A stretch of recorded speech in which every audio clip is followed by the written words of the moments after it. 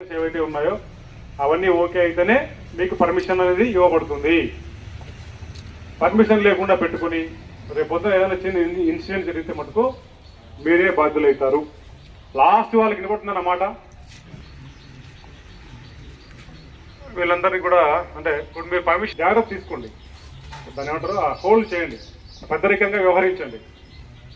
మీరు ఆర్గనైజర్లు, మిమ్మల్ని చూసే పర్మిషన్ ఇచ్చుతాం మేము. రేపు పొద్దున చిన్న ఇష్యూ ఏమైనా జరిగినా కూడా మీరు చెప్తే వాళ్ళు వినాలా, వాళ్ళు వినే స్థాయి మీరు పెట్టుకోవాలా. అంతేగాని వాళ్ళు వినాలి సార్ మాకు తెలుసు సార్ అనే మాట రానిద్దండి. ఎందుకంటే ఆ రోజు మేము బహుశా ఇక్కడ ఉండొచ్చు, లేకుంటే వేరే ఉద్యోగాలు కూడా పోవచ్చు. ఎందుకంటే జిల్లా మొత్తం మీద దాదాపుగా 3వ రోజు చాలా ప్రాంతాల్లో విభజన జరుగుతూ ఉంది. మమ్మల్ని పెట్టచ్చు, వేరే దాని బందోబస్తు కూడా వేయచ్చు. ప్రతి విలేజ్కి పోలీసు రాకపోవచ్చు, అది కూడా గ్యారంటీ ఉంది. తక్కువ ఉన్నారు పోలీసులు మన దగ్గర.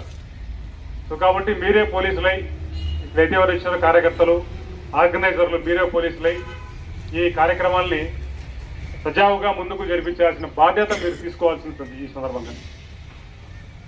కాబట్టి మా వైపు నుంచి చెప్పే విషయాలు ఇవే ముఖ్యంగా ఉంటాయి. కొంచెం జాగ్రత్త తీసుకోండి, ఇబ్బంది లేకుండా చూడండి. తర్వాత వినాయకుడిని కూర్చోబెట్టిన తర్వాత 3 రోజులు